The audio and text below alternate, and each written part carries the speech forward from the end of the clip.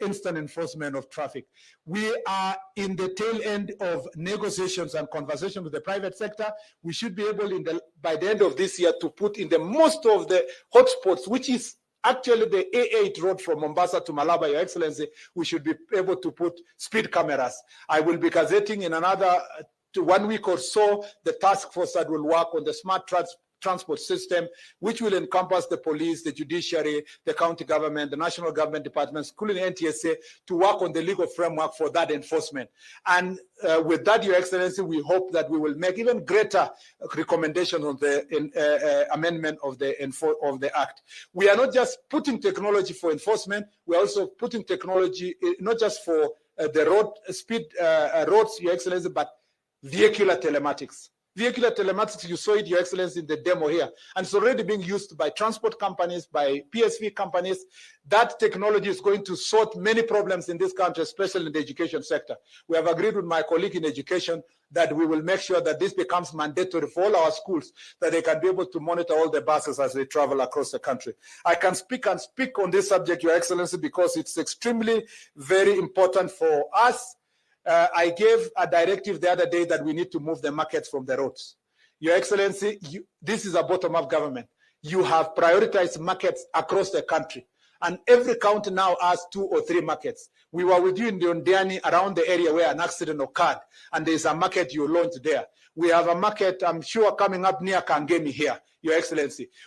The serious accidents that have happened along the markets in the highways requires, again, a serious partnership with the county government so that we provide the markets off the road.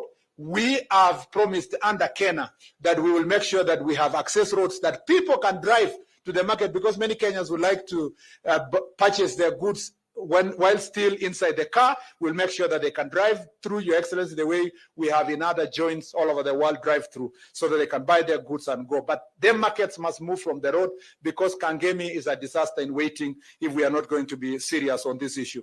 Your Excellency, I'm passionate about this subject because it's about saving lives. And I believe that in this ministry, working together, enjoying the partnership based on the plan, I don't want to say more than that, because it's your responsibility today, Your Excellency, to help us launch this very important plan. We will come back to you, Your Excellency, again, as I said, under the summit. And then thereafter, we will have this plan, hopes that we now have a comprehensive policy on road safety that we are going to develop and bring to the cabinet, Your Excellency, so that for the first time since 1963, this country will have the first comprehensive policy on road safety that mandates everybody. Road design now are being done independent of road safety. So we want now to do road designs integrating road safety, road markings, road designs providing for non-motorized transport. 42% of the people in Nairobi walk on foot, yet we have put more concentration on vehicles, Your Excellency, while less than 10% drive themselves to come to the city. The others use public transport system. So what are we going to do? Let's be like other cities in the world. Today in Nairobi, those people are walking, Your Excellency, because they cannot afford a car. They all dream that they can afford a car or public transport system. But in the other parts of the world, countries like Sweden and other places, including where Ambassador Narieta comes from, people are walking by choice. They prefer going to work despite having cars, device, all these kind of things. Your Excellency, again, we are going to make sure that this policy is going to have all these integrated together in a national policy.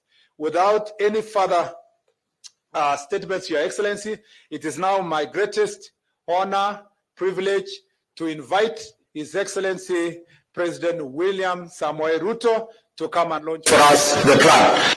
Let's put our His Excellency the President. Thank you very much.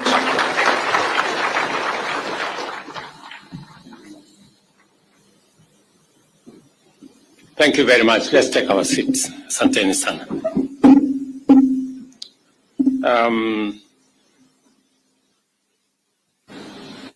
I have been listening very carefully to all the statements that have been made, especially the very passionate statement made by Cabinet Secretary about this very important subject. And it speaks to the gravity of what we have to deal with, especially in the context of the losses to families, to the country on what happens in our roads. Transport systems play an indispensable role in economies, serving as critical networks for economic vibrancy, productivity, and competitiveness. With the continuous growth of our economy, the demand for road transport also rises, and indeed, over 90% of goods and services rely on road transport wholly or significantly. The bottom-up economic transformation agenda identifies infrastructure as the fundamental enabler of productivity and consequently, the development of a dense network of good quality roads throughout the country is a priority. Safe roads and safe road use by all stakeholders are critical to maximizing the efficiency and other gains from our road network, although increased economic activity must inevitably result in higher usage of road network and pose a higher risk of accidents. Concerted action can keep the actual incidence of crashes and resultant injuries low. We have witnessed a higher frequency of road crashes in many parts of our country, and especially in our road network, leading to fatalities and serious injuries, besides other forms of loss and damage. The factors driving this concerning rise in these incidences are many, and often involve a combination of low road capacity, poor maintenance of both roads and vehicles, low enforcement of traffic rules, and reckless behavior by motorists, passengers, and pedestrians. Abuse of drugs and alcohol, unqualified drivers, low awareness of traffic rules, and lack of consideration for others all contribute to high-risk road behaviors, which endanger perpetrators as well as innocent road users. There has been an appreciable increase in investment in the development of our road network, both in terms of coverage and quality. Even as we continue to extend the reach of our roads, we recognize the urgent need to take efficient action to radically enhance road safety and drastically reduce the frequency of road crashes, fatalities, and injuries. To succeed, such action cannot be unilateral. Rather, road safety must be understood to be the outcome of consistent collaboration between various actors in the public and private sector, civil society organizations, the media, development partners who are present here, actors in the whole of this space. And I have been privileged to listen to many people who have very positive contributions to make to tame this menace. In the public sector, our justice, law, and order agencies must coordinate the sustained, robust law enforcement by ensuring that offenders are detected, apprehended, prosecuted, punished swiftly and transparently. Corruption is an enabler of impunity and a significant contributor to road carnage. We all know how the contribution of corruption aids overspeeding, reckless driving, drunk driving, and allows those who commit these crimes to escape because they can bribe their way through our system. Road users, especially the private sector transport operators, as well as the motoring community,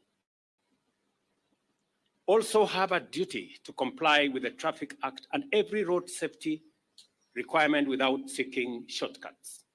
Evading inspection, neglecting motor vehicle safety maintenance, reckless behavior on the road, and paying bribes to avoid accountability are serious forms of contributory misconduct which must be dealt with.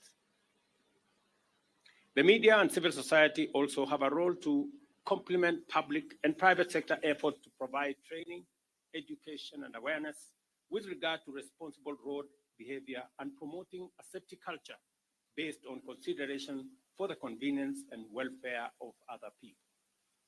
We have been informed that we all know what needs to be done.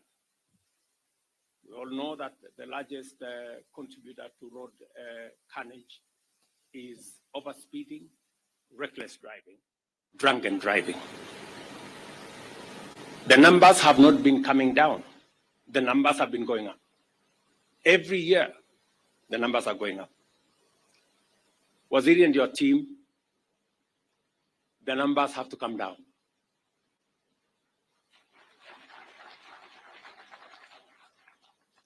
And the template on how the numbers should come down is known. It's practiced elsewhere.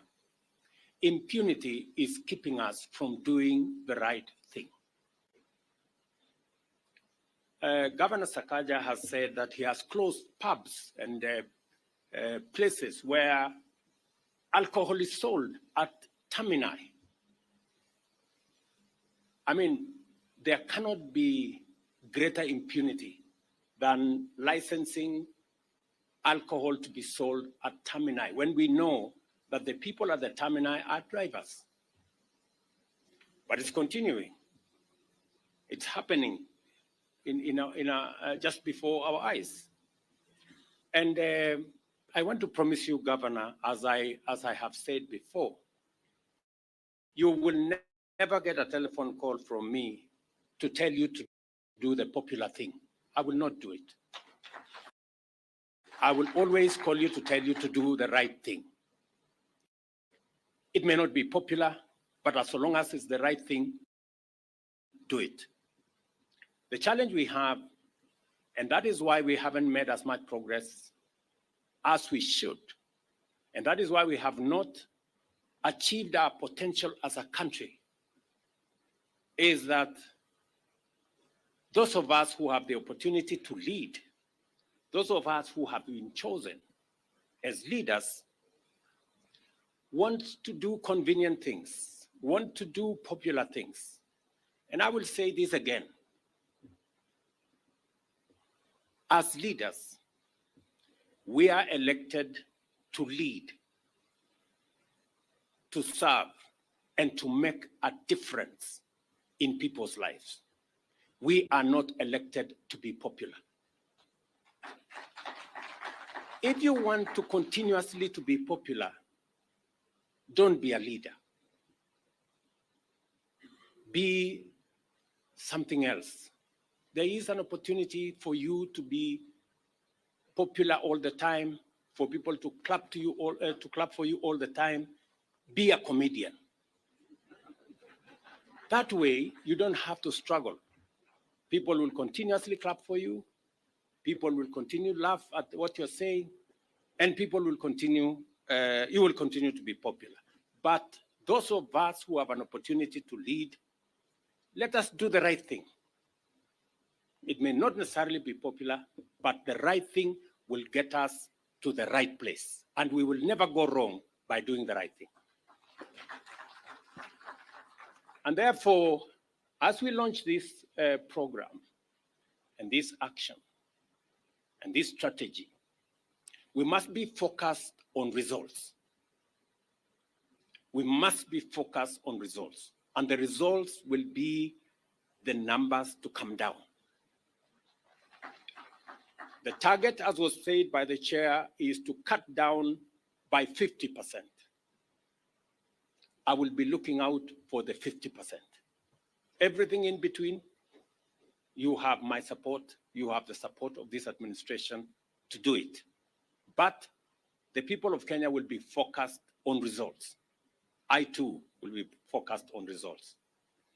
And as Waziri has said, we have negotiated with friends.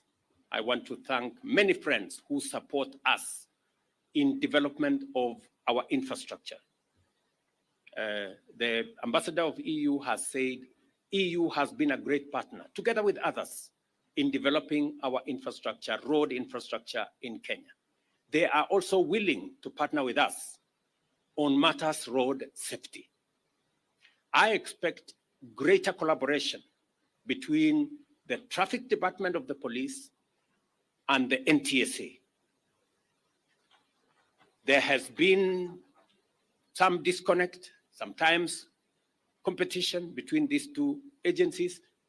Mr. IG, Mr. DG, please, I expect greater collaboration so that we can see results coming down. I also expect greater participation by the public. All of us, every road user, pedestrian, driver, passenger, private sector, traveling in public transport, our children, all of us must be conscious about the dangers that lurk behind road using. And therefore,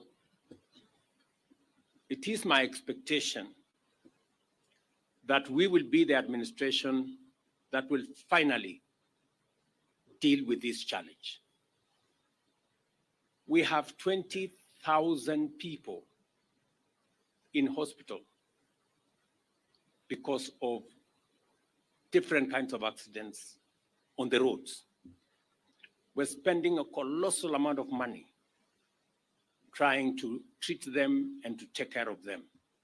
Families are losing breadwinners, children, mothers, fathers, relatives, and it is devastating. And therefore, the collaboration that is required, and I am very happy that we have members of parliament here. They have been doing a great job in making sure that they facilitate regulation, making of legislation, getting policies in line. And therefore, with the support of every arm of government, I am very confident that we will begin to see a reversal. I am looking forward, before the end of this year, that majority of our junctions, majority of our blind spots, majority of the areas that bring danger to road users will be on camera. We have discussed, we have talked about instant fines for a very long time. Waziri, please, instant fines, 90 days is too much time for you to wait. Let's do it so that we can get everybody behaving because they know somebody is watching them. It is therefore proper and fitting that we all demonstrate our commitment to road safety through concerted efforts, collaborations, and partnerships, as well as a sustained campaign to enhance infrastructure design, intensify awareness of campaigns and civic education, strengthen law enforcement, and support in the entrenchment of a national culture of safety and responsible road behavior. The launch of the National Road Safety Action Plan is a good starting point for our coordinated multi-sectoral endeavor to improve road safety in our entire road transport system. I expect government ministries, departments, and agencies to lead this effort through a multi-agency framework to steer the implementation of this plan and ensure that public sector provides a model for road safety. We all must recognize the importance of road safety and remain mindful of the fact that reckless behavior endangers both perpetrators and innocent third parties. Consequently, we must henceforth implement a zero-tolerance approach to negligence on our roads and enforce the traffic laws and regulations to their fullest extent in order to promote safety, order, and efficiency on our road transport system. The National Police Service shall ensure that there are no exceptions from compliance, regardless of whether you operate border, heavy commercial vehicles, school transport, or any other vehicle on our roads. The government is committed to support the implementation of the National Road Safety Action Plan by providing resources, addressing legal and regulatory gaps, enhancing the capacity of the National Police Service to enforce traffic laws, and investing in automation and digitization of law enforcement and traffic management, among other interventions. I take this opportunity to appreciate the considerable support we have received from development partners, including the World Bank, the European Union, and the African Development Bank. I also urge potential partners to come aboard and take part in this noble mission to keep our people safe on our roads. I also look forward to seeing other organizations, including institutions of higher learning, join this collaboration to strengthen the use of evidence-based strategies and conduct research into various dimensions of road safety and road use behavior. Road safety is a shared responsibility, which requires the execution of an all-of-society strategy throughout the country on a sustainable basis. I urge all Kenyans to observe road safety and report violations as part of their civic duty under community policing.